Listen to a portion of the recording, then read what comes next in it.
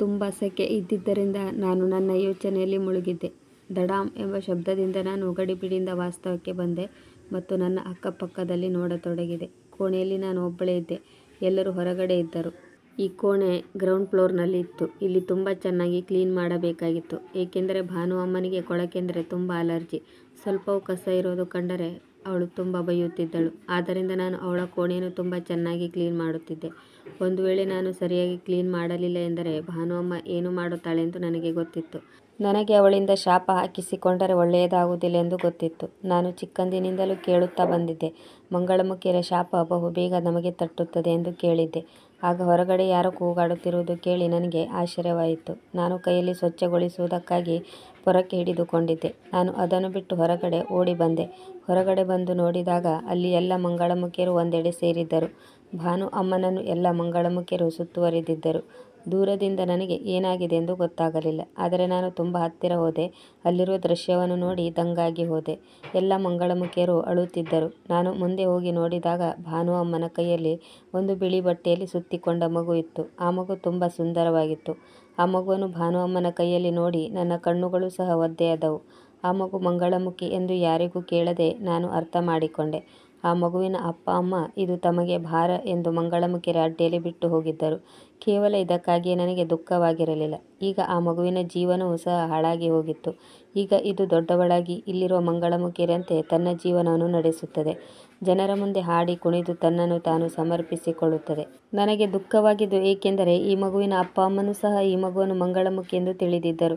ದೇವರ ಇಚ್ಛೆಯಂತೆ ಈ ಮಗು ತಮಗೆ ದೊರೆತಿದೆ. ಇದನ್ನು ತಮ್ಮ ಮಗುವಾಗಿ ಆನಂದದಿಂದ ಸ್ವೀಕರಿಸಬೇಕು ಎಂಬ ಪರಿಜ್ಞಾನವೂ ಈ ಪಾಲಕರಿಗೆ ಇದ್ದಂತಿಲ್ಲ. ಭಗವಂತನು ಈ ಮಗುವನ್ನು ತನ್ನ ಇಚ್ಛೆಯಂತೆ ಅವರಿಗೆ ನೀಡಿದ್ದಾನೆಂದರೆ ಈ ಮುಗ್ಧ ಮಗುವಿಗೆ ತನ್ನ ಹಣೆಬರಹದ ಬಗ್ಗೆ ಏನೂ ತಿಳಿದಿಲ್ಲ.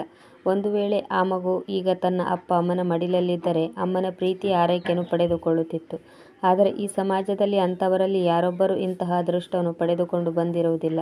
ಬಹುಶಃ ಮಂಗಳಮುಖಿ ಮಗುವನ್ನು ಸ್ವೀಕರಿಸುವ ಅಥವಾ ಆ ಮಗುವನ್ನು ಸಾಮಾನ್ಯ ಮಗುವಿನಂತೆ ಬೆಳೆಸುವ ಯಾವ ಮನೆಯೂ ಈ ಸಮಾಜದಲ್ಲಿ ಇಲ್ಲ ಎಂದು ಅನಿಸುತ್ತದೆ. ಸಾಮಾನ್ಯವಾಗಿ ಮಂಗಳಮುಖಿಯರು ಕೆಲಸಕ್ಕೆ ಬಾರದ ವ್ಯಕ್ತಿ ಎಂದು ಎಲ್ಲರೂ ತಿಳಿದುಕೊಂಡಿರುತ್ತಾರೆ.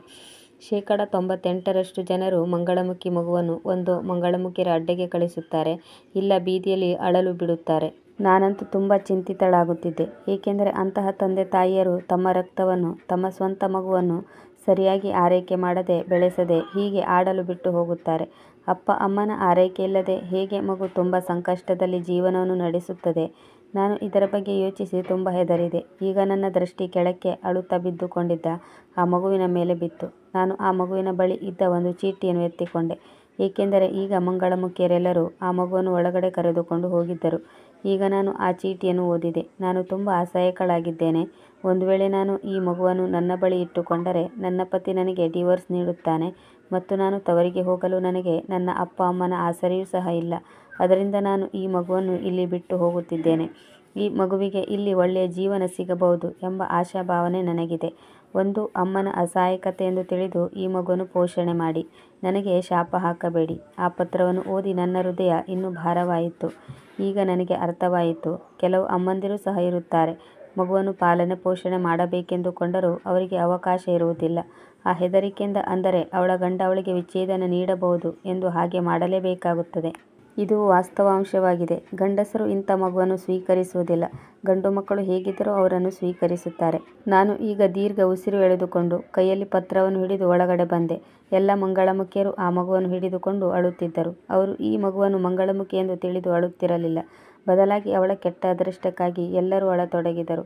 ತನ್ನ ಜೀವನ ಪೂರ್ತಿ ಒಬ್ಬ ಮಂಗಳಮುಖಿ ಏನೆಲ್ಲ ಕಷ್ಟ ನಷ್ಟಗಳನ್ನು ಅನುಭವಿಸುತ್ತಾಳೆ, ಅದನ್ನೆಲ್ಲ ಈಗ ಈ ಮಗು ಸಹ ತನ್ನ ಜೀವನದಲ್ಲಿ ಅನುಭವಿಸಬೇಕಾಗಿತ್ತು. ಒಳಗಡೆ ಈ ಮಗುವಿಗೆ ಕಾಂಚನ ಎಂಬ ಹೆಸರನ್ನು ಇಡಲಾಗಿತ್ತು. ಆ ಮಗುವನ್ನು ನೋಡಿಕೊಳ್ಳಲು ಒಬ್ಬ ಮಂಗಳಮುಖಿಯನ್ನು ನೇಮಿಸಲಾಯಿತು. ನಾನು ಆ ಪತ್ರವನ್ನು ಓದಿ ಭಾನು ಅಮ್ಮನ ಕೈಯಲ್ಲಿ ನೀಡಿದೆ. ಅದನ್ನು ಅವಳು ತನ್ನ ಅಲ್ಮಾರಿಯಲ್ಲಿ ಜೋಪಾನವಾಗಿ ಇಟ್ಟಳು. ಅವಳಿಗೆ ಇಲ್ಲಿ ಎಲ್ಲರಿಗಿಂತ ಹೆಚ್ಚು ವಯಸ್ಸಾಗಿತ್ತು. ಅವಳು ಮಂಗಳಮುಖಿಯರ ಮುಖ್ಯಸ್ಥಳೂ ಆಗಿದ್ದಳು. ಇಲ್ಲಿ ಅವಳಿಗೇನು ಇಷ್ಟವೋ ಹಾಗೆ ನಡೆಯುತ್ತಿತ್ತು. ಯಾವುದಾದರೂ ಹಣದ ಸಮಸ್ಯೆ ಇರಲಿ ಅಥವಾ ಯಾರಾದರೂ ಕರೆದರೆ ಅಲ್ಲಿಗೆ ಹೋಗುವುದಿರಲಿ, ಎಲ್ಲವೂ ಭಾನು ಅಮ್ಮನ ಆಣತಿಯಂತೆ ನಡೆಯಬೇಕಾಗಿತ್ತು. ನಾನು ಪುನಃ ನನ್ನ ಕೆಲಸದಲ್ಲಿ ತೊಡಗಿಸಿಕೊಂಡೆ. ಈಗ ಎಲ್ಲ ಮಂಗಳಮುಖಿಯರು ತಮ್ಮ ಕಣ್ಣೀರನ್ನು ಒರೆಸಿಕೊಳ್ಳುತ್ತಾ ತಮ್ಮ ದುಃಖವನ್ನು ಮರೆತು ಆ ಮಗುವನ್ನು ಚೆನ್ನಾಗಿ ನೋಡಿಕೊಳ್ಳತೊಡಗಿದರು ಮತ್ತು ಆ ಮಗು ತಮ್ಮ ಮನೆಗೆ ಬಂದಿದ್ದಕ್ಕೆ ಹಬ್ಬದ ಆಚರಣೆಯಲ್ಲಿ ತೊಡಗಿಕೊಂಡರು. ನಾನು ಎಲ್ಲಿಯವರೆಗೆ ಈ ಕೆಲಸವನ್ನು ಅಲ್ಲಿ ಮಾಡುತ್ತಿದ್ದೆನೋ ಅಲ್ಲಿವರೆಗೂ ಇವರ ಆಚರಣೆ ನಡೆಯಿತು. ಸಂಜೆಯಾಗುತ್ತಿದ್ದಂತೆ ಮಂಗಳಮುಖಿಯರ ಮನೆಯ ಕೆಲಸವನ್ನು ಮುಗಿಸಿ ನಾನು ನನ್ನ ಮನೆಗೆ ಹಿಂತಿರುಗುತ್ತಿದ್ದೆ. ಆಗ ಭಾನು ಅಮ್ಮ ನನ್ನನ್ನು ಕರೆದು ಹೇಳಿದರು. ಆಗ ನನಗೆ ನಾನು ಏನು ತಪ್ಪು ಮಾಡಿದೆ ಎಂದು ಹೆದರಿಕೆಯಾಯಿತು. ಎಲ್ಲವನ್ನೂ ಯೋಚಿಸಿದ ಮೇಲೆ ನಾನೇನು ತಪ್ಪು ಮಾಡಿಲ್ಲ ಎಂದುಕೊಂಡೆ. ನಾನು ಹೆದರುತ್ತಾ ಭಾನು ಅಮ್ಮನ ಕೋಣೆಗೆ ಬಂದೆ. ನಾನು ತುಂಬ ಹೆದರುತ್ತಾ ಕೇಳಿದೆ, ಭಾನು ಅಮ್ಮ, ನೀವು ನನ್ನನ್ನು ಕರೆದಿರಾ? ಆಗ ಅವರು ಹೇಳಿದರು, ಕೆಲವೊಂದು ಹಣ್ಣುಗಳು ಮತ್ತು ತಿಂಡಿಯನ್ನು ನಿನಗೆ ತೆಗೆದುಕೊಂಡು ಹೋಗು, ಮನೆಗೆ ಹೋಗಿ ತಿನ್ನು. ಭಾನು ಅಮ್ಮ ಹೀಗೆ ಹೇಳಿದಾಗ ನಾನು ಖುಷಿಯಿಂದ ಅವರ ಬಳಿ ಬಂದು ಬೇಗ ಆ ಸಾಮಾನುಗಳನ್ನು ತೆಗೆದುಕೊಂಡು ಭಾನು ಅಮ್ಮನಿಗೆ ಧನ್ಯವಾದ ಹೇಳಿ ವೇಗವಾಗಿ ನನ್ನ ಮನೆಯ ಕಡೆಗೆ ಹೊರಟೆ. ನಾನು ಏನು ಕೇಳದಿದ್ದರೂ ಭಾನು ಅಮ್ಮ ನನ್ನನ್ನು ಚೆನ್ನಾಗಿ ನೋಡಿಕೊಳ್ಳುತ್ತಿದ್ದಳು. ಪ್ರತಿದಿನ ನನಗೆ ರಾತ್ರಿ ಉಳಿದ ಹಣ್ಣು, ಹಂಪಲು ಮತ್ತು ಊಟವನ್ನು ನನಗೆ ನೀಡುತ್ತಿದ್ದಳು. ಮನೆಗೆ ಬಂದಾಗ ನನಗೆ ಅಡುಗೆ ಮಾಡುವ ಅವಶ್ಯಕತೆ ಬೀಳಲಿಲ್ಲ. ನಾನು ನನ್ನ ಚಿಕ್ಕ ತಂಗಿ, ತಮ್ಮನಿಗೆ ಮತ್ತು ಅಮ್ಮನಿಗೆ ಊಟ ನೀಡಿದೆ. ಮತ್ತೆ ಮಲಗಲು ಹಾಸಿಗೆ ಮೇಲೆ ಒರಗಿದೆ. ನಾನು ತುಂಬ ಸುಸ್ತಾಗಿದ್ದೆ. ಮಾರನೇ ದಿನ ಪುನಃ ಬೆಳಿಗ್ಗೆ ಎದ್ದು ಭಾನು ಅಮ್ಮನ ಅಡ್ಡೆಗೆ ಹೊರಟೆ. ನಾನು ಬೆಳಿಗ್ಗೆಯಿಂದ ಸಂಜೆಯವರೆಗೂ ಅಲ್ಲೇ ಇರುತ್ತಿದ್ದೆ. 3 ಬಾರಿ ಅಡುಗೆ ಮಾಡುವುದು, ಪಾತ್ರೆ ತೊಳೆಯುವುದು, ಬಟ್ಟೆ ವಾಶ್ ಮಾಡುವುದು ಇವೆಲ್ಲ ಜವಾಬ್ದಾರಿ ನನ್ನದಾಗಿತ್ತು. ಮಧ್ಯಾಹ್ನ ಊಟವಾದ ಮೇಲೆ ಭಾನು ಅಮ್ಮನಿಗೆ ಬೇರೆಲ್ಲೋ ಹೋಗಬೇಕಾಗಿ ಬಂತು. ಅವಳು ಬೇರೆಲ್ಲ ಮಂಗಳಮುಖಿಯರನ್ನು ಕರೆದುಕೊಂಡು ಯಾರದೋ ಮದುವೆಗೆ ಹೋದಳು. ಈಗ ಮನೆಯಲ್ಲಿ ನಾನು ಮತ್ತು ಕಾಂಚನಳನ್ನು ನೋಡಿಕೊಳ್ಳುವ ಮಂಗಳಮುಖಿ ಇಬ್ಬರೇ ಇದ್ದೆವು. ಅವಳು ಕಾಂಚನಳನ್ನು ಕರೆದುಕೊಂಡು ತನ್ನ ಕೋಣೆಯಲ್ಲಿ ಸೇರಿಕೊಂಡಳು. ಆಗ ನಾನು ಭಾನಮ್ಮನ ಕೋಣೆಯನ್ನು 2ನೇ ಬಾರಿ ಸ್ವಚ್ಛ ಮಾಡುತ್ತಿದ್ದೆ. ಇಡೀ ದಿನ ಕೆಲಸ ಮಾಡಿದ್ದರಿಂದ ಸುಸ್ತಾಗಿದ್ದೆ. ನಾನು ಸಹ ರೆಸ್ಟ್ ತೆಗೆದುಕೊಳ್ಳಬೇಕೆಂದುಕೊಂಡೆ. ಈಗ ನಾನು ಭಾನು ಅಮ್ಮನ ಕೋಣೆಯನ್ನು ಸ್ವಚ್ಛ ಮಾಡಿ ಹೊರಕ್ಕೆ ವರಾಂಡವನ್ನು ಸ್ವಚ್ಛಗೊಳಿಸಿ ಮುಂದಿನ ಕೋಣೆಗೆ ಬಂದೆ. ಅಲ್ಲಿ ಎಲ್ಲ ಮಂಗಳಮುಖಿಯರ ಬೆಡ್ಶೀಟ್ಗಳು ರಾಶಿಯಾಗಿ ಬಿದ್ದಿದ್ದವು. ನಾನು ಅವುಗಳನ್ನು ನೀಟಾಗಿ ಫೋಲ್ಡ್ ಮಾಡತೊಡಗಿದೆ. ತಕ್ಷಣ ನನಗೆ ತಲೆ ಸುತ್ತಿದಂತಾಗಿ ನಾನು ಅಲ್ಲಿ ಹಾಸಿಗೆ ಮೇಲೆ ಕುಳಿತೆ. ಆಗ ಒಬ್ಬ ವ್ಯಕ್ತಿ ಕೋಣೆಯೊಳಗೆ ಬಂದ. ಅವನು ನನ್ನ ಕಡೆಗೆ ಬರುತ್ತಿರುವುದನ್ನು ನೋಡಿ ನಾನು ತುಂಬ ಹೆದರಿದೆ ಮತ್ತು ಕೂಗಿಕೊಂಡೆ. ತಕ್ಷಣ ಆ ವ್ಯಕ್ತಿಯಿಂದ ದೂರ ಹೋಗಿ ನಿಂತುಕೊಂಡೆ. ಅವನು ಹೇಳಿದ, ಭಾನು ಅಮ್ಮ ನಿನ್ನನ್ನು ಕರೆದಿದ್ದಾರೆ ಎಂದು ಹೇಳುತ್ತಾ ನನ್ನನ್ನು ಅಡಿಯಿಂದ ಮುಡಿಯವರೆಗೆ ನೋಡತೊಡಗಿದನು. ಆಗ ನಾನು ಹೇಳಿದೆ, ನಾನು ಮಂಗಳಮುಖಿಯಲ್ಲ, ನಾನು ನಿನ್ನ ಜೊತೆ ಬರಲಾರೆ. ನನ್ನ ಮಾತು ಕೇಳಿ ಅವನು ನನ್ನನ್ನು ಗುರಾಯಿಸಿದ. ಒಂದು ಕ್ಷಣ ನನ್ನನ್ನು ನೋಡಿ ಹೇಳತೊಡಗಿದನು, ನೀನು ಅಪರಾಧಿಗಳನ್ನು ನೋಡಿದ್ದೀಯಾ? ಅವರು ಅಪರಾಧ ಮಾಡಿಯೂ ಹೇಳುತ್ತಾರೆ ನಾನು ಯಾವುದೇ ಅಪರಾಧ ಮಾಡಿಲ್ಲ ಎಂದು. ಈಗ ನಾನು ಮಂಗಳಮುಖಿಯನ್ನು ನೋಡಿದಾಗ ಅವಳು ಸಹ ಹೀಗೆ ಹೇಳುತ್ತಿದ್ದಾಳೆ, ನಾನು ಮಂಗಳಮುಖಿ ಅಲ್ಲ ಎಂದು. ನೀನಂತೂ ತುಂಬ ಸುಂದರವಾಗಿದ್ದೀಯ, ಆದರೆ ನೀನು ಮಂಗಳಮುಖಿ ಆಗಿದ್ದೀಯಲ್ವಾ? ನಡೆ, ಬಂದಿಲ್ಲ ಅಂದರೆ ನನ್ನಷ್ಟು ಕೆಟ್ಟ ಮನುಷ್ಯ ಬೇರೆ ಯಾರೂ ಇರಲಾರರು. ಆ ಮಗುವನ್ನು ಸಹ ಎತ್ತಿಕೋ. ಆ ಮನುಷ್ಯ ಈ ರೀತಿ ಹೇಳಿದಾಗ ನನ್ನ ತಲೆ ತಿರುಗಿ ಹೋಗಿತ್ತು. ಆಗ ನಾನು ಕೇಳಿದೆ, ಯಾವ ಮಗು? ನಾನು ಚಕಿತಳಾಗಿ ಕೇಳಿದಾಗ ಅವನು ನನ್ನನ್ನು ಗುರಾಯಿಸುತ್ತಾ ಹೇಳಿದನು, ನೀವು ಯಾವ ಮಗುವನ್ನು ಸಾಕಿ ಸಲಹುತ್ತಿದ್ದೀರೋ ಆ ಮಗು. ಕೆಲವು ದಿನಗಳ ಹಿಂದೆ ಅಷ್ಟೇ ನಿಮ್ಮ ಬಳಿ ಇಲ್ಲಿಗೆ ಬಂದಿತ್ತು. ಅದನ್ನು ಸಹ ನಿನ್ನ ಜೊತೆ ಕರೆದುಕೋ. ಆ ಮನುಷ್ಯ ಹೀಗೆ ಹೇಳಿದಾಗ ನನಗೆ ಕಾಂಚನ ನೆನಪಿಗೆ ಬಂದಳು. ಅವನು ಆ ಕಾಂಚನಳ ಬಗ್ಗೆ ಮಾತನಾಡುತ್ತಿದ್ದನು.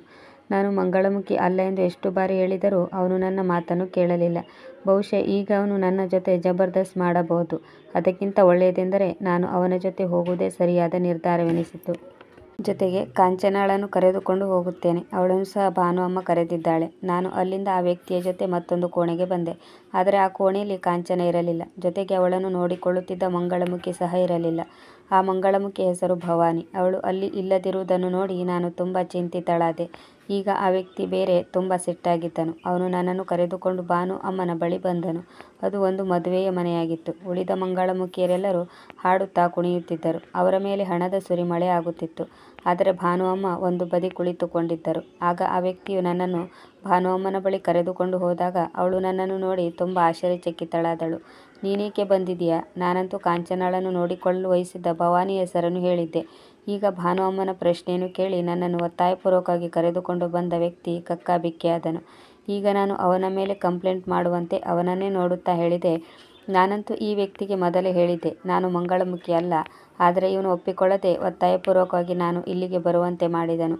ಆದರೆ ಕೋಣೆಯಲ್ಲಿ ಭವಾನಿ ಮತ್ತು ಕಾಂಚನ ಇಬ್ಬರೂ ಇಲ್ಲ. ನಾನು ಇಷ್ಟು ಹೇಳುತ್ತಿದ್ದಂತೆ ಭಾನು ಅಮ್ಮ ಸಿಟ್ಟಿನಿಂದ ಎದ್ದು ನಿಂತಳು.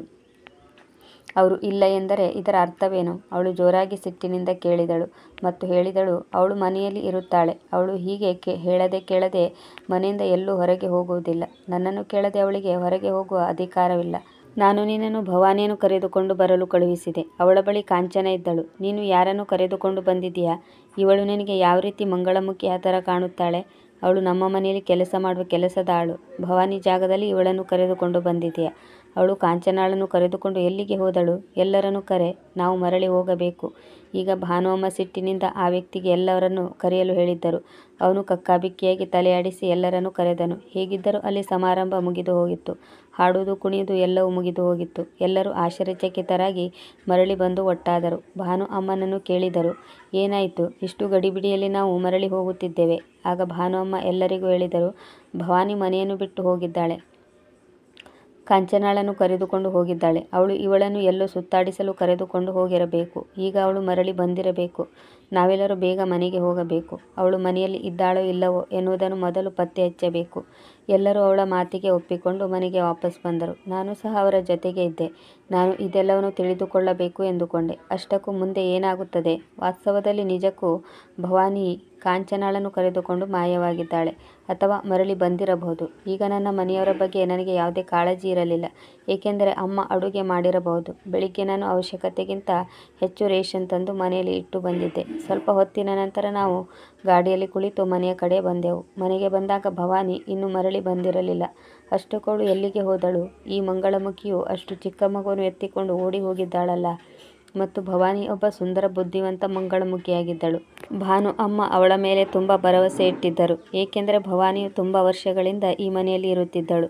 ಈ ಮೊದಲು ಭಾನು ಅಮ್ಮ ಬೇರೆ ಯಾರೋ ಆಗಿದ್ದರು. ಮೊದಲಿನ ಭಾನು ಅಮ್ಮ ಸತ್ತ ನಂತರ ಈ ಮನೆಯ ಎಲ್ಲ ಜವಾಬ್ದಾರಿಯನ್ನು ಭಾನು ಅಮ್ಮ ವಹಿಸಿಕೊಂಡಿದ್ದಾರೆ. ಯಾವಾಗ ಭವಾನಿ ಈ ಮನೆಗೆ ಬಂದಿದ್ದಳೋ ಆಗ ಈ ಭಾನು ಅಮ್ಮನಿಗೆ 18 ವರ್ಷವಾಗಿತ್ತು. ಆಗ ಭವಾನಿಗೆ 5 ವರ್ಷವಾಗಿತ್ತು. ಅದಕ್ಕಾಗಿ ಭಾನು ಅಮ್ಮನಿಗೆ ಭವಾನಿಯ ಮೇಲೆ ತುಂಬ ನಂಬಿಕೆ ಇತ್ತು, ಏಕೆಂದರೆ ತುಂಬ ವರ್ಷಗಳಿಂದ ಇಬ್ಬರು ಒಟ್ಟಿಗೆ ಬೆಳೆದಿದ್ದರು. ಈಗ ಭಾನು ಅಮ್ಮನು ತನ್ನ ಕೆಲವು ಖಾಸ ವ್ಯಕ್ತಿಗಳನ್ನು ಹುಡುಕಲು ಕಳುಹಿಸಿದ್ದರು. ಜೊತೆಗೆ ಅವಳ ಫೋಟೋವನ್ನು ಸಹ ಕೊಟ್ಟಿದ್ದರು. ಆ ಇಬ್ಬರು ವ್ಯಕ್ತಿಗಳು ಭಾನು ಅಮ್ಮನ ಗಾರ್ಡ್ ಆಗಿದ್ದರು. ಮನೆಯ ಹಿಂಬದಿಯ ಕೋಣೆಯಲ್ಲಿ ಇರುತ್ತಿದ್ದರು. ರಾತ್ರಿಯೂ ಸಹ ಅವರು ಇಲ್ಲೇ ಇರುತ್ತಿದ್ದರು. ಭಾನು ಅಮ್ಮ ಮತ್ತು ಕೆಲವು ಮಂಗಳಮುಖಿಯರೆಲ್ಲರೂ ಈಗ ಮನೆಯಲ್ಲಿದ್ದರು. ಆ 2 ಗಾರ್ಡ್ ಮಾತ್ರ ಭವಾನಿ ಮತ್ತು ಕಾಂಚನಾಳನ್ನು ಹುಡುಕಲು ಹೋಗಿದ್ದರು. ಎಲ್ಲರೂ ಈಗ ತುಂಬ ಚಿಂತೆಗೊಳಗಾಗಿದ್ದರು. ಭವಾನಿ ಆದಷ್ಟು ಬೇಗ ಸಿಗಲೆಂದು ದೇವರಲ್ಲಿ ಬೇಡಿಕೊಳ್ಳುತ್ತಿದ್ದರು. ನಾನು ಇಡೀ ರಾತ್ರಿ ಅವರೆಲ್ಲರಿಗೂ ಚಹಾ ನೀರು ಕೊಡತೊಡಗಿದೆ. ನಾನು ಸಹ ರಾತ್ರಿಯೆಲ್ಲ ನಿದ್ರೆ ಮಾಡಲಾಗಲಿಲ್ಲ. ಹಾಗೆ ಬೆಳಗಾಗಿತ್ತು. ಗಾರ್ಡ್ ಸಹ ಇಡೀ ರಾತ್ರಿ ಹುಡುಕತೊಡಗಿದ್ದರು. ಆದರೂ ಭವಾನಿ ಸಿಗಲಿಲ್ಲ. ಈಗ ಭಾನು ಅಮ್ಮ ಪೊಲೀಸ್ ಸ್ಟೇಷನ್ಗೆ ಹೋಗಿದ್ದರು. ಭವಾನಿ ಮತ್ತು ಕಾಂಚನ ಕಳೆದು ಹೋಗಿದ್ದಾರೆಂದು ರಿಪೋರ್ಟ್ ಬರೆಸಿದ್ದರು. ಇದಾದ ಮೇಲೆ ಪೊಲೀಸರು ಭವಾನಿಯನ್ನು ಹುಡುಕುತ್ತಿದ್ದರು. ನಾನು ಬೆಳಗಿನ ನಾಷ್ಟವನ್ನು ಮಾಡಿ ಎಲ್ಲರಿಗೂ ನೀಡಿದೆ. ಜೊತೆಯಲ್ಲಿ ಭಾನು ಅಮ್ಮನೂ ಸಹ ಈಗ ಭವಾನಿಯನ್ನು ಹುಡುಕಲು ಹೊರಟರು. ನಾನು ಇವರ ಜೊತೆ ಈ ಕೆಲಸ ಮಾಡುತ್ತಾ 4 ವರ್ಷವಾಗಿತ್ತು. ಇಲ್ಲಿ ನನಗೆ ಎಲ್ಲ ಮಂಗಳಮುಖಿಯರ ಜೊತೆಗೆ ತುಂಬ ಆಳವಾದ ಗೆಳೆತನ ಬೆಳೆದಿತ್ತು. ಇಲ್ಲಿ ಎಲ್ಲರೂ ಭವಾನಿಗಾಗಿ ತುಂಬ ಚಿಂತೆಗೊಳಗಾಗಿದ್ದರು. ನಾನು ತುಂಬ ಬಡ ಕುಟುಂಬದಲ್ಲಿ ಜನಿಸಿದವಳು. ನನಗೆ 18 ವರ್ಷವಾಗಿದ್ದಾಗ ನನ್ನ ಅಪ್ಪನಿಗೆ ಹಾರ್ಟ್ ಅಟ್ಯಾಕ್ ಆಗಿ ತೀರಿ ಹೋಗಿದ್ದರು. ನನ್ನ ತಂಗಿ, ತಮ್ಮ ಆಗ ಇನ್ನೂ ತುಂಬ ಚಿಕ್ಕವರಾಗಿದ್ದರು. ಅವರಿಗೆ ಕೆಲಸ ಮಾಡಲು ಸಾಧ್ಯವಾಗುತ್ತಿರಲಿಲ್ಲ. ನನ್ನ ಅಪ್ಪನ ಸಾವಿನ ನಂತರ ನಾನು ಜನರ ಮನೆಯಲ್ಲಿ ಕೆಲಸ ಮಾಡಲು ಶುರು ಮಾಡಿದೆ. ಅದಾದ ಮೇಲೆ ಒಂದಿಷ್ಟು ಹಣ ಬರತೊಡಗಿತ್ತು. ಇದಾದ ಮೇಲೆ ನಮ್ಮ ಜೀವನವೂ ಸಹ ಚೆನ್ನಾಗಿ ಸಾಗತೊಡಗಿತ್ತು. ನನ್ನ ಅಪ್ಪ ಕೂಲಿ ಆಳಾಗಿದ್ದ. ಪ್ರತಿದಿನ ಕೂಲಿ ಮಾಡಿ ನಮ್ಮ ಹೊಟ್ಟೆ ತುಂಬಿಸುತ್ತಿದ್ದರು. ನಮ್ಮವರು ಭವಿಷ್ಯಕ್ಕಾಗಿ ಏನನ್ನೂ ಉಳಿಸಿರಲಿಲ್ಲ. ಹಾಗಾಗಿದ್ದರೆ ನಮ್ಮ ಜೀವನ ಚೆನ್ನಾಗಿ ಕಳೆಯುತ್ತಿತ್ತು. ಹಾಗಾಗಿ ನಾನೇ ಕೆಲಸ ಮಾಡಬೇಕಾಗಿತ್ತು. ನನ್ನ ಅಮ್ಮನೂ ಸಹ ಮನೆಯಲ್ಲಿ ಬಟ್ಟೆಯನ್ನು ಹೊಲಿಯುತ್ತಿದ್ದರು. ನಾನು PUC ವರೆಗೂ ಓದಿದ್ದೆ. ಅಪ್ಪನ ಸಾವಿನ ನಂತರ ನನಗೆ ಓದಲು ಆಗಲಿಲ್ಲ. ಜನರ ಮನೆಯಲ್ಲಿ ಕೆಲಸ ಮಾಡುವಾಗಲೂ ಸಹ ನಾನು ತುಂಬ ಕಷ್ಟದ ಸನ್ನಿವೇಶಗಳನ್ನು ಎದುರಿಸಬೇಕಾಗಿತ್ತು. ನನಗೆ ಒಮ್ಮೊಮ್ಮೆ ಸರಿಯಾದ ಸಮಯದಲ್ಲಿ ಸಂಬಳ ದೊರೆಯುತ್ತಿರಲಿಲ್ಲ. ಒಮ್ಮೊಮ್ಮೆ ತುಂಬ ಬೆಲೆ ಬಾಳುವ ವಸ್ತು ನನ್ನ ಕೈಯಿಂದ ಜಾರಿ ಬಿದ್ದು ಒಡೆದು ಹೋಗುತ್ತಿತ್ತು. ಆಗ ನನ್ನ ಸಂಬಳದಿಂದ ಅದರ ನಷ್ಟವನ್ನು ಭರಿಸುತ್ತಿದ್ದರು. ಒಮ್ಮೊಮ್ಮೆ ನನ್ನನ್ನು ತುಂಬ ಕೆಟ್ಟದಾಗಿ ನಡೆಸಿಕೊಳ್ಳುತ್ತಿದ್ದರು. ಇದೇ ಕಾರಣಕ್ಕಾಗಿ ನಾನು ಒಂದು ಮಗುವಿಗೆ ಒಂದು ದಿನ ಚೆನ್ನಾಗಿ ಬೈದೆ. ಆ ಮಗು ನನ್ನ ಜೊತೆ ತುಂಬ ಕೆಟ್ಟದಾಗಿ ನಡೆದುಕೊಳ್ಳುತ್ತಿತ್ತು. ಅದಕ್ಕಾಗಿ ಯಜಮಾನಿಯು ನನ್ನನ್ನು ಮನೆಯಿಂದ ಹೊರಹಾಕಿದ್ದರು. ಆ ದಿನ ನಾನು ಆ ಮನೆಯಿಂದ ಹೊರಬಿದ್ದು ಬೀದಿಯಲ್ಲಿ ಕುಳಿತು ಬಿಕ್ಕಿ ಬಿಕ್ಕಿ ಅಳುತ್ತಿದ್ದೆ. ನನ್ನ ಬಳಿ 1 ರೂಪಾಯಿ ಸಹ ಇರಲಿಲ್ಲ. ನನಗೆ ಏಕೆ ದುಃಖವಾಗಿತ್ತೆಂದರೆ ನನ್ನ ಮನೆಯಲ್ಲಿ ಅಡುಗೆ ಮಾಡಲು ಸಹ ಏನೂ ಇರಲಿಲ್ಲ. ನನ್ನನ್ನು ನಂಬಿಕೊಂಡು ನನ್ನ ಅಮ್ಮ ಮತ್ತು ತಮ್ಮ ತಂಗಿಯರು ಇದ್ದರು. ಮಾಲಕಿ ನನ್ನನ್ನು ಕೆಲಸದಿಂದ ತೆಗೆದುಹಾಕಿದ್ದಳು ಮತ್ತು ನನ್ನ ಸಂಬಳವನ್ನು ಸಹ ಕಟ್ ಮಾಡಿದ್ದಳು. ನಾನು ಅಳುತ್ತಿದ್ದಾಗ ಒಬ್ಬ ಮಂಗಳಮುಖಿ ನನ್ನ ಬಳಿ ಬಂದು ಕುಳಿತಳು. ನಾನು ಅವಳನ್ನು ನೋಡಿ ಗಾಬರಿಯಿಂದ ಎದ್ದು ನಿಂತೆ. ಆಗ ನನ್ನ ಮುಂದೆ ಭಾನು ಅಮ್ಮ ನಿಂತಿದ್ದಳು ಮತ್ತು ಅಳುವ ಕಾರಣವನ್ನು ಕೇಳಿದಳು. ನಾನು ಅಳುತ್ತಾ ಎಲ್ಲವನ್ನೂ ಹೇಳಿದೆ. ಆಗ ಅದಕ್ಕಾಗಿ ಭಾನು ಅಮ್ಮನು ಒಂದಿಷ್ಟು ಹಣವನ್ನು ನನ್ನ ಕೈಗೆ ಕೊಟ್ಟಳು. ಆಗ ನಾನು ಆ ಹಣವನ್ನು ತೆಗೆದುಕೊಳ್ಳಲು ನಿರಾಕರಿಸಿದೆ. ಆಗ ಭಾನು ಅಮ್ಮ ಮೃದುವಾಗಿ ನನಗೆ ಬೈದು ಆ ಹಣವನ್ನು ಒತ್ತಾಯಪೂರ್ವಕವಾಗಿ ನನ್ನ ಕೈಗೆ ಹಿಡಿಸಿದಳು ಮತ್ತು ಒಂದು ಪತ್ರವನ್ನು ಸಹ ನನ್ನ ಕೈಗೆ ಕೊಟ್ಟಳು. ಅದರಲ್ಲಿ ಅವರ ಮನೆಯ ಅಡ್ರೆಸ್ ಇತ್ತು. ಈಗ ನಾನು ಅಳುವುದನ್ನು ನಿಲ್ಲಿಸಿ ಅರ್ಥವಾಗದೆ ಭಾನು ಅಮ್ಮನನ್ನು ನೋಡಿದೆ. ಆಗ ಅವರು ಹೇಳಿದರು, ನಮ್ಮ ಮನೆಗೆ ಬಂದು ನಮ್ಮ ಜೊತೆ ಕೆಲಸ ಮಾಡಲು ನಿನಗೆ ಏನು ತೊಂದರೆ ಆಗುವುದಿಲ್ಲವೆಂದರೆ ನಮ್ಮ ಮನೆಗೆ ಕೆಲಸ ಮಾಡಲು ಬಾ. ನಮಗೆ ಮನೆಯ ಎಲ್ಲ ಕೆಲಸವನ್ನು ಮಾಡಲು ಒಬ್ಬರು ಕೆಲಸದ ಆಳಿನ ಅವಶ್ಯಕತೆ ಇದೆ. ಈಗ ನಾನು ಭಾನು ಅಮ್ಮನ ಮಾತು ಕೇಳಿ ತುಂಬ ನಾಚಿಕೊಂಡೆ ಮತ್ತು ಹೇಳಿದೆ, ನಿಮ್ಮ ಮನೆಯಲ್ಲಿ ಕೆಲಸ ಮಾಡುವುದರಿಂದ ನನಗೆ ಯಾವುದೇ ತೊಂದರೆ ಇಲ್ಲ. ನಾನು ಪ್ರತಿದಿನ ಕೆಲಸ ಮಾಡಲು ಬರುತ್ತೇನೆ. ನಾನು ಹೀಗೆ ಹೇಳಿದಾಗ ಭಾನು ಅಮ್ಮನು ನನ್ನ ಗಲ್ಲವನ್ನು ಒಮ್ಮೆ ಹಿಂಡಿ ತನ್ನ ಜೊತೆಗಾರರೊಂದಿಗೆ ಹೊರಟು ಹೋದರು. ಈಗ ನನ್ನ ಕಷ್ಟಗಳೆಲ್ಲ ದೂರವಾಗಿದ್ದು ಮತ್ತು ಪ್ರತಿದಿನ ಭಾನು ಅಮ್ಮನ ಮನೆಗೆ ಕೆಲಸ ಮಾಡಲು ಹೋಗತೊಡಗಿದೆ. ಈಗ ನಾನು ಎಲ್ಲ ಮಂಗಳಮುಖಿಯರ ಜೊತೆಗೆ ಒಳ್ಳೆಯ ಗೆಳೆತನವನ್ನು ಬೆಳೆಸಿಕೊಂಡಿದ್ದೆ. ಇಲ್ಲಿಯವರೆಗೂ ನಾನು ಅಲ್ಲಿ ಕೆಲಸ ಮಾಡುತ್ತಿರುವುದರಿಂದ ನನಗೆ ಯಾವುದೇ ತೊಂದರೆ ಆಗಿರಲಿಲ್ಲ ಮತ್ತು ಯಾರೂ ನನ್ನೊಂದಿಗೆ ಕೆಟ್ಟದಾಗಿ ನಡೆದುಕೊಂಡಿರಲಿಲ್ಲ. ಯಾರೂ ನನಗೆ ಬೈದಿರಲಿಲ್ಲ.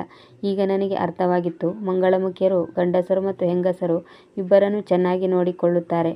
ಭಾನು ಅಮ್ಮ ಪ್ರತಿ ತಿಂಗಳು ನನಗೆ ಒಳ್ಳೆಯ ಸಂಬಳವನ್ನು ನೀಡುತ್ತಿದ್ದರು. ಅದರಲ್ಲಿ ನನ್ನ ಮತ್ತು ಮನೆಯವರ ಜೀವನ ಸಾಗುತ್ತಿತ್ತು. ಇವರು ನಾನು ರಾತ್ರಿ ಮನೆಗೆ ಮರಳುವುದಕ್ಕಿಂತ ಮೊದಲು ಬೇಯಿಸಿದ ಅಡುಗೆ ಮತ್ತು ಹಣ್ಣು ಹಂಪಲುಗಳನ್ನು ನೀಡುತ್ತಿದ್ದರು. ನಾನೆಂದೂ ಅವರಲ್ಲಿ ನನಗೆ ಇದು ಬೇಕು ಎಂದು ಕೇಳಿರಲಿಲ್ಲ. ಆದರೂ ಇದು ನನ್ನಲ್ಲಿ ಆತ್ಮವಿಶ್ವಾಸವನ್ನು ಹೆಚ್ಚಿಸಿತ್ತು. ನಾನು 4 ವರ್ಷಗಳಿಂದ ಕೆಲಸವನ್ನು ಮಾಡುತ್ತಿದ್ದೇನೆ. ಈಗ ನನಗೆ 22 ವರ್ಷವಾಗಿತ್ತು. ಈ 4 ವರ್ಷಗಳಲ್ಲಿ ಒಂದು ಮಗು ಮಂಗಳಮುಖಿಯೊಂದಿಗೆ ಇಲ್ಲಿಂದ ಕಾಣೆಯಾಗಿರುವುದು ಇದೇ ಮೊದಲ ಬಾರಿಯಾಗಿತ್ತು ಮತ್ತು ಇಲ್ಲಿಗೆ ತರುಣಿ ಮಂಗಳಮುಖಿಯರು ಆಗಾಗ ಬರುತ್ತಾರೆ ಮತ್ತು ಇಲ್ಲಿ ಉಳಿದು ಬಿಡುತ್ತಾರೆ. ಈಗ ಭವಾನಿ ಕಾಣೆಯಾಗಿರುವುದು ಎಲ್ಲರಿಗೂ ತುಂಬ ದುಃಖವಾಗಿತ್ತು. ನಾವೆಲ್ಲರೂ ನಡೆಯುತ್ತಾ ಈಗ ಒಂದು ಬಸ್ ಸ್ಟಾಪ್ ಕಡೆಗೆ ಬಂದೆವು. ಅಲ್ಲಿ ತುಂಬ ಬಸ್ಸುಗಳು ನಿಂತಿದ್ದವು. ಕೆಲವೊಂದು ಪ್ರಯಾಣಿಕರು ಸಹ ಇದ್ದರು. ಕೆಲವರು ಬಸ್ನೊಳಗೆ ಹೋಗುತ್ತಿದ್ದರು. ಭಾನು ಅಮ್ಮ ಈಗ ಎಲ್ಲ ಬಸ್ ಡ್ರೈವರ್ ಮತ್ತು ಕಂಡಕ್ಟರ್ಗಳಿಗೆ ಭವಾನಿಯ ಫೋಟೋ ತೋರಿಸಿ ಅವರ ಬಗ್ಗೆ ವಿಚಾರಿಸುತ್ತಿದ್ದರು. ಎಲ್ಲಿಂದಲೂ ಅವಳ ಬಗ್ಗೆ ಮಾಹಿತಿ ಬರಲಿಲ್ಲ. ಅನಂತರ ಉಳಿದ ಕೊನೆಯ ಬಸ್ಸಿನ ಕಡೆಗೆ ನಡೆದೆವು. ಆನಂತರ ಬಸ್ಸಿನ ಕಂಡಕ್ಟರ್ನಿಂದ ತಿಳಿಯಿತು, ಭವಾನಿ ಬಸ್ಸನ್ನು ಹಿಡಿದು ಎಲ್ಲೋ ಹೊರಟು ಹೋಗಿದ್ದಾಳೆ ಎಂದು. ನಾವೆಲ್ಲರೂ ಆ ಬಸ್ಸಿನಲ್ಲಿ ಕುಳಿತೆವು. ಅರ್ಧ ಗಂಟೆಯ ಪ್ರಯಾಣದ ನಂತರ ಬಸ್ ಸ್ಟಾಪ್ ಬಂದಿತ್ತು. ಇಲ್ಲಿ ಅವನು ಭವಾನಿಯನ್ನು ಇಳಿಸಿದ್ದರು. ನಾವು ಜನರಲ್ಲಿ ಕೇಳುತ್ತಾ ಆ ಮನೆಯ ಕಡೆಗೆ ಹೊರಟೆವು. ಅವರೆಲ್ಲರೂ ಹೇಳಿದರು, ಭವಾನಿ ಒಂದು ಚಿಕ್ಕ ಮಗುವನ್ನು ಎತ್ತಿಕೊಂಡು ಆ ಮನೆಯ ಕಡೆಗೆ ಹೊರಟು ಹೋಗಿದ್ದಾಳೆ ಎಂದು. ಆ ಜನರು ಹೇಳಿದ್ದರು. ಆ ಮನೆಯ ಮುಂದೆ ಬಂದು ನಿಂತಾಗ ನಾವೆಲ್ಲ ದಂಗಾಗಿ ಹೋದೆವು. ಆ ಮನೆಯ ಎದುರು ಭವಾನಿಯು ಕಾಂಚನಾಳನ್ನು ಕಂಬಳಿಯಲ್ಲಿ ಸುತ್ತಿಕೊಂಡು ಮನೆಯ ಮುಂದೆ ಕುಳಿತಿದ್ದಳು. ಬಾಗಿಲು ಒಳಗಡೆಯಿಂದ ಬಂದಾಗಿದೆ. ಅವಳ ಕೈಯಲ್ಲಿ ಒಂದು ಕೋಲು ಇತ್ತು. ಭವಾನಿಯು ಪ್ರತಿ ಸೆಕೆಂಡ್ಗಳಿಗೆ ಒಮ್ಮೆ ಆ ಕೋಣೆಯ ಬಾಗಿಲನ್ನು ಕೋಲಿನಿಂದ ಹೊಡೆಯುತ್ತಿದ್ದಳು. ಜೊತೆಯಲ್ಲಿಯೇ ಹೀಗೆ ಹೇಳುತ್ತಿದ್ದಳು, ನನಗೆ ನ್ಯಾಯ ಬೇಕು, ನನಗಾಗಿ ಅಲ್ಲ, ಈ ಪುಟ್ಟ ಮಗು ಕಾಂಚನಾಳಿಗಾಗಿ. ಇದನ್ನು ಕೇಳುತ್ತಾ ನಾವೆಲ್ಲರೂ ದಂಗಾಗಿ ಹೋದೆವು. ಈಗ ಭಾನು ಅಮ್ಮ ಅವಳ ಬಳಿ ನಡೆಯುತ್ತಾ ಒಳಗಡೆ ಹೋದರು. ಈಗ ಭವಾನಿ ಅವರನ್ನು ನೋಡುತ್ತಾ ಗಾಬರಿಯಿಂದ ಎದ್ದು ನಿಂತಳು. ನಮ್ಮೆಲ್ಲರನ್ನು ನೋಡಿ ಅಳುತ್ತಿದ್ದಳು.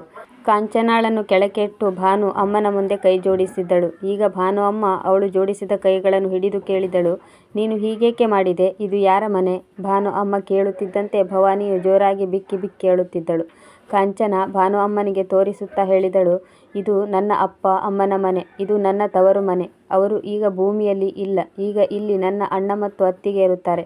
ಜೊತೆಗೆ ಅವರ ಮಗು ಸಹ ಇದೆ. ಹೀಗೆ ಹೇಳಿದಾಗ ಭಾನು ಅಮ್ಮ ಕೇಳಿದರು, ಇವರಿಗೂ ಕಾಂಚನಾಳಿಗೂ ಏನು ಸಂಬಂಧ? ಆಗ ಭವಾನಿ ಹೇಳಿದಳು, ಕಾಂಚನ ನನ್ನ ಅಣ್ಣನ ಮಗಳು. ಅವಳ ಮಾತನ್ನು ಕೇಳಿ ನಾವು ಮೂಕ ವಿಸ್ಮಿತರಾದೆವು. ಇದು ಹೇಗೆ ಸಾಧ್ಯ? ಕಾಂಚನ ನಿನ್ನ ಅಣ್ಣನ ಮಗಳೆಂದು ನಿನಗೆ ಹೇಗೆ ಗೊತ್ತಾಯಿತು?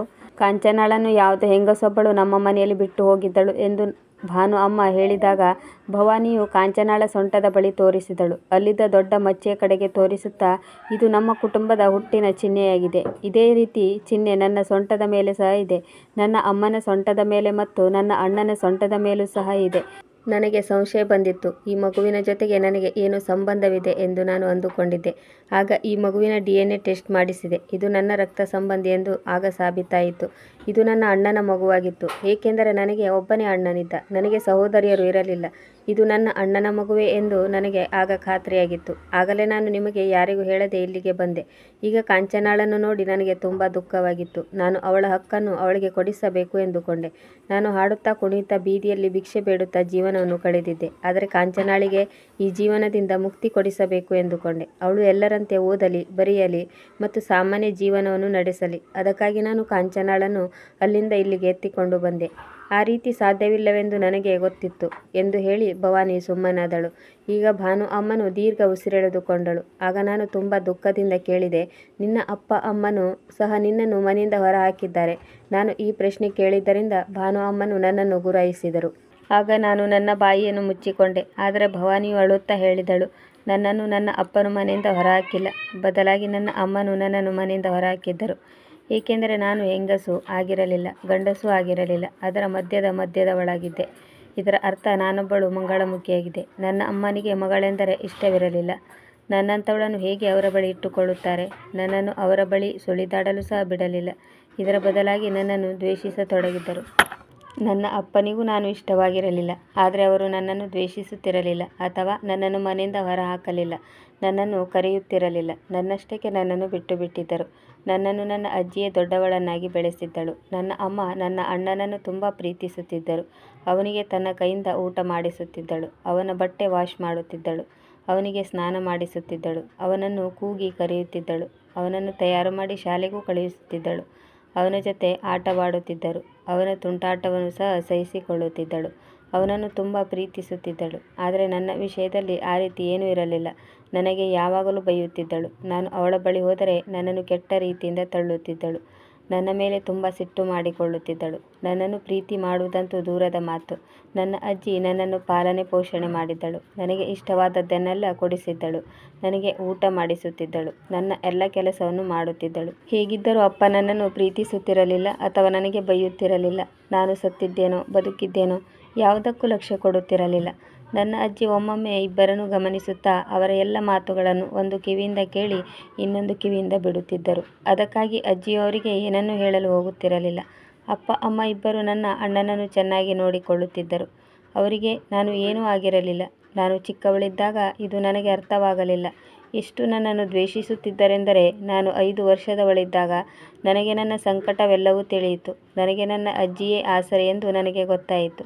ಯಾವಾಗ ನನ್ನ ಅಜ್ಜಿ ತೀರಿ ಹೋದರೋ ಆಗ ನನ್ನ ಅಪ್ಪನಿಗೂ ನಾನು ಭಾರವೆಂದು ಅನಿಸಿತು. ಆಗಲೇ ಅವನು ನನ್ನನ್ನು ಮಂಗಳಮುಖಿಯರ ಕಡೆಗೆ ಬಿಟ್ಟು ಬಂದನು. ಆ ದಿನ ನಾನು ತುಂಬ ಅತ್ತಿದ್ದೆ. ತುಂಬ ಕೂಗಾಡಿದೆ, ಚೀರಾಡಿದೆ. ನಿಮ್ಮಿಂದ ನನ್ನನ್ನು ದೂರ ಮಾಡಬೇಡಿ ಎಂದು ನಾನು ಅವರಲ್ಲಿ ತುಂಬ ಭಿನ್ನವಿಸಿಕೊಂಡೆ. ಆದರೂ ಅವರಿಗೆ ನನ್ನ ಮೇಲೆ ಯಾವುದೇ ಕರುಣೆ ಬರಲಿಲ್ಲ. ಮುಂದೆ ನಾನು ಎಂದೆಂದೂ ಭಾನು ಅಮ್ಮನ ಬಳಿಗೆ ಉಳಿದೆ. ನಾನು ದೊಡ್ಡವಳಾದ ಮೇಲೆ ಎಲ್ಲ ಮಂಗಳಮುಖಿಯರು ಮಾಡುವ ಕೆಲಸವನ್ನೇ ಮಾಡತೊಡಗಿದೆ. ನಾನು ಹಾಡುವುದು, ಕುಣಿಯುವುದು, ಭಿಕ್ಷೆ ಬೇಡುವುದು ಎಲ್ಲವನ್ನೂ ಮಾಡತೊಡಗಿದೆ. ನನಗೆ ಈ ಜೀವನ ಎಂದೂ ಇಷ್ಟವಿರಲಿಲ್ಲ. ನನ್ನ ದಿನನಿತ್ಯದ ಊಟಕ್ಕಾಗಿ ನಾನು ಈ ಕೆಲಸವನ್ನು ಮಾಡಬೇಕಾಯಿತು. ನಾನೊಬ್ಬಳು ಈ ಕೆಲಸವನ್ನು ಮಾಡುವುದಿಲ್ಲವೆಂದು ಹೇಳಿದರೆ ಬೇರೆ ಎಲ್ಲರೂ ಇದನ್ನು ಮಾಡುವುದಿಲ್ಲವೆಂದು ಹೇಳುತ್ತಿದ್ದರು. ಭಾನು ಅಮ್ಮನ ಬಳಿ ನಾನೊಬ್ಬಳೇ ಮಂಗಳಮುಖಿ ಇರಲಿಲ್ಲ. ನಾನು ಇಲ್ಲಿಯವರೆಗೂ ಮಂಗಳಮುಖಿಯರೊಂದಿಗೆ ಕೆಲಸ ಮಾಡುತ್ತಿದ್ದೆ ಎಂದು ನಾನು ನನ್ನ ಅಪ್ಪ ಅಮ್ಮನ ಬಳಿ ಹೋಗಲಿಲ್ಲ. ಹೋದರೆ ಅವರು ನನ್ನನ್ನು ಮತ್ತೆ ಧಿಕ್ಕರಿಸುತ್ತಾರೆ. ಇಷ್ಟು ವರ್ಷಗಳಾದ ಮೇಲೆ ಮತ್ತೆ ಕಾಂಚನ ನಮ್ಮ ಬಳಿ ಬಂದಳು. ಕಾಂಚನಾಳಿಗೂ ಇದೇ ಗತಿ ಆಗುವುದು ನನಗೆ ಇಷ್ಟವಿರಲಿಲ್ಲ. ನನ್ನ ಅಪ್ಪ ಅಮ್ಮನಂತೂ ಯಾವಾಗಲೂ ಮರಣ ಹೊಂದಿದ್ದರು. ಆದರೆ ಕಾಂಚನಾಳ ಅಪ್ಪ ಅಮ್ಮ ಇನ್ನೂ ಬದುಕಿದ್ದರು. ನಾನು ನನ್ನ ಅಣ್ಣನಲ್ಲಿ ತುಂಬ ವಿನಂತಿ ಮಾಡಿಕೊಂಡೆ. ಆದರೆ ಅವನು ತನ್ನ ಮಗಳನ್ನು ತನ್ನ ಬಳಿ ಇಟ್ಟುಕೊಳ್ಳಲು ತಿರಸ್ಕರಿಸಿದನು. ಆದ್ದರಿಂದಲೇ ನಾನು ಹೊರಗಡೆಯೇ ಆ ಮಗುವನ್ನು ಇಟ್ಟುಕೊಂಡು ಕುಳಿತುಕೊಂಡು ಅವರಲ್ಲೇ ರಿಕ್ವೆಸ್ಟ್ ಮಾಡತೊಡಗಿದೆ. ಅವರು ಕಾಂಚನಾಳನ್ನು ಸ್ವೀಕಾರ ಮಾಡಿದ ನಂತರವೇ ನಾನು ಇಲ್ಲಿಂದ ಹೊರಟು ಹೋಗುತ್ತೇನೆ. ಹೋಗುವವರು ಬರುವವರು ನನ್ನನ್ನು ನೋಡಿ ಕೇಳಿದರೆ ನಾನು ಹೇಳುತ್ತಿದ್ದೆ, ನಾನು ಈ ಮನೆಯ ಮಗಳು, ನಾನು ನನ್ನ ಅಣ್ಣನ ಒಬ್ಬಳೇ ತಂಗಿ, ಈ ಮಗು ನನ್ನ ಅಣ್ಣನ ಮಗುವಾಗಿದೆ ಎಂದು ಅವರಿಗೆ ಉತ್ತರ ನೀಡುತ್ತಿದ್ದೆ. ಭವಾನಿ ಇಷ್ಟು ಹೇಳಿ ಸುಮ್ಮನಾದಳು. ಆಗ ನಾವೆಲ್ಲರೂ ಕಣ್ಣೀರು ತುಂಬಿದ ಕಣ್ಣುಗಳನ್ನು ಒರೆಸಿಕೊಂಡೆವು. ವಾಸ್ತವದಲ್ಲಿ ಎಲ್ಲ ಮಂಗಳಮುಖಿಯರ ಕಥೆಯೂ ಇದೇ ರೀತಿ ಇತ್ತು. ಮನೆಯವರು ಅವರನ್ನು ಸ್ವೀಕಾರ ಮಾಡುವುದಿಲ್ಲ, ಏಕೆಂದರೆ ಅವರು ಮನೆಯಲ್ಲಿದ್ದರೆ ಇದು ಮಂಗಳಮುಖಿಯರ ಮನೆಯಾಗುತ್ತದೆ. ಆದರೆ ಇದರಲ್ಲಿ ಅವರ ತಪ್ಪು ಏನೂ ಇರುವುದಿಲ್ಲ. ಅವರನ್ನು ಭಗವಂತನೇ ಈ ರೀತಿ ಸೃಷ್ಟಿಸಿರುತ್ತಾನೆ. ಯಾರು ಮಂಗಳಮುಖಿಯರನ್ನು ಸ್ವೀಕರಿಸುವುದಿಲ್ಲವೋ ಅವರು ಭಗವಂತನ ನಿರ್ಧಾರವನ್ನು ಸಹ ಸ್ವೀಕರಿಸುವುದಿಲ್ಲ. ಅವರು ಭಗವಂತನನ್ನೇ ಆರೋಪಿ ಸ್ಥಾನದಲ್ಲಿ ನಿಲ್ಲಿಸುತ್ತಾರೆ. ನಾವು ಸಹ ಇದನ್ನೇ ಯೋಚಿಸುತ್ತಿದ್ದೆವು. ಆಕಸ್ಮಿಕವಾಗಿ ಒಳಗಡೆಯಿಂದ ಜೋರಾಗಿ ಶಬ್ದ ಕೇಳಿಸಿತು ಮತ್ತು ಕೆಲವು ಕ್ಷಣಗಳಾದ ಮೇಲೆ ಬಾಗಿಲನ್ನು ತೆರೆಯಲಾಯಿತು. ಆಗ ಒಬ್ಬಳು ಹೆಂಗಸು ಹೊರಗೆ ಬಂದಳು. ಅವಳು ಭವಾನಿಯಿಂದ ಕಾಂಚನಾಳನ್ನು ಎತ್ತಿಕೊಂಡು ಮುತ್ತಿಡತೊಡಗಿದಳು. ಬಹುಶಃ ಅವಳು ಕಾಂಚನಾಳ ಅಮ್ಮನಾಗಿರಬೇಕು ಮತ್ತು ಅವಳು ಹೇಳಿದಳು, ತಾನು ಕಾಂಚನಾಳನ್ನು ತನ್ನ ಬಳಿಗೆ ಇಟ್ಟುಕೊಳ್ಳುತ್ತೇನೆ ಮತ್ತು ನನ್ನ ಪತಿಯಿಂದ ವಿಚ್ಛೇದನವನ್ನು ಪಡೆದುಕೊಳ್ಳುತ್ತೇನೆ ಎಂದು ಹೇಳಿದಳು. ಮತ್ತು ಅವಳು ಮೈದುನಿ ಭವಾನಿಯೊಂದಿಗೆ ಸೇರಿ ತನ್ನ ಮಗಳ ಪಾಲನೆ ಪೋಷಣೆ ಮಾಡುತ್ತೇನೆ ಎಂದು ಹೇಳಿದಳು. ಆಗ ಕಾಂಚನಾಳ ಅಪ್ಪ ಮತ್ತು ಭವಾನಿಯ ಅಣ್ಣ ಕೋಣೆಯಿಂದ ಅಳುತ್ತಾ ಹೇಳಿದನು, ನಾನು ನಿನಗೆ ವಿಚ್ಛೇದನ ಕೊಡುವುದಿಲ್ಲ. ನೀನು ಕಾಂಚನಾಳನ್ನು ನಿನ್ನ ಬಳಿ ಇಟ್ಟುಕೋ. ನೀನೇ ಅವಳನ್ನು ಸಾಕಿ ಸಲಹು ತನ್ನ ಗಂಡನಿಗೆ ಹೇಳಿದಳು. ಕೇವಲ ಕಾಂಚನಾಳನ್ನು ಮಾತ್ರವಲ್ಲ, ಭವಾನಿಯನ್ನು ಸಹ ನನ್ನ ಬಳಿ ಇಟ್ಟುಕೊಳ್ಳುತ್ತೇನೆ. ಅಷ್ಟಕ್ಕೂ ಅವಳು ನನ್ನ ಮೈದುನಿ. ಆಗ ಭವಾನಿ ಅಣ್ಣ ಭವಾನಿಯನ್ನು ನೋಡಿ ಕಣ್ಣಲ್ಲಿ ನೀರು ತುಂಬಿಕೊಂಡನು. ಅವನು ನಾಚಿಕೆಯಿಂದ ತಲೆ ತಗ್ಗಿಸಿದನು ಮತ್ತು ಹಾಂ ಎಂದು ತಲೆ ಆಡಿಸಿದನು. ಈಗ ಭವಾನಿಯು ಅಳುತ್ತಾ ಅಣ್ಣನನ್ನು ಅಪ್ಪಿಕೊಂಡಳು. ಆಗ ಅವಳ ಅಣ್ಣನು ಹೇಳಿದನು, ನನ್ನ ಅಪ್ಪ ಅಮ್ಮ ತಾವು ನಿನ್ನ ಮೇಲೆ ದ್ವೇಷ ಮಾಡಿದ್ದಲ್ಲದೆ ನನಗೂ ನಿನ್ನ ಮೇಲೆ ದ್ವೇಷ ಬೆಳೆಸಿದರು. ಸಾಧ್ಯವಾದರೆ ನನ್ನನ್ನು ಕ್ಷಮಿಸು ಎಂದು ಅವಳಣ್ಣ ಹೇಳಿದಾಗ ಭವಾನಿಯು ಹಾಂ ಎಂದು ತಲೆ ಆಡಿಸಿದಳು ಮತ್ತು ಅವನನ್ನು ಕ್ಷಮಿಸಿದಳು. ಈಗ ಭವಾನಿಯು ಭಾನು ಅಮ್ಮನ ಕಡೆಗೆ ತಿರುಗಿ ನೋಡಿದಾಗ ಭವಾನಿಯನ್ನು ಸಹ ಅಣ್ಣನ ಜೊತೆ ಇರಲು ಅನುಮತಿ ನೀಡಿದಳು. ಒಂದು ವೇಳೆ ಭವಾನಿಗೆ ಯಾರಾದರೂ ಸಂಬಂಧಿಕರು ಸಿಗುತ್ತಾರೆಂದರೆ ಮತ್ತು ಅವಳಿಗೆ ಕುಟುಂಬ ಸಿಗುತ್ತದೆ ಎಂದಾದರೆ ಇದಕ್ಕಿಂತ ಖುಷಿಯ ವಿಚಾರ ಇನ್ನೇನಿದೆ. ಎಲ್ಲರೊಂದಿಗೆ ಸೇರಿ ಅವಳು ತನ್ನ ಅತ್ತಿಗೆ ಮತ್ತು ಅಣ್ಣನೊಂದಿಗೆ ಮತ್ತು ಮಗು ಕಾಂಚನಾಳೊಂದಿಗೆ ಒಳಗೆ ಹೋದಳು. ನಾವೆಲ್ಲರೂ ಖುಷಿಯಿಂದ ಮನೆಗೆ ಮರಳಿದೆವು. ಪ್ರಿಯ ವೀಕ್ಷಕರೇ, ಈ ಕತೆ ನಿಮಗೆ ಇಷ್ಟವಾಗಿದ್ದಲ್ಲಿ ಇದಕ್ಕೊಂದು ಲೈಕ್ ಕೊಡಿ, ಕಮೆಂಟ್ ಮಾಡಿ, ಶೇರ್ ಮಾಡಿ ಮತ್ತು ಸಬ್ಸ್ಕ್ರೈಬ್ ಮಾಡಲು ಮರೆಯದಿರಿ. ಮುಂದಿನ ಕಥೆಯೊಂದಿಗೆ ಮತ್ತೆ ಭೇಟಿಯಾಗೋಣ. ಕತೆ ಕೇಳಿದ್ದಕ್ಕೆ ಧನ್ಯವಾದಗಳು.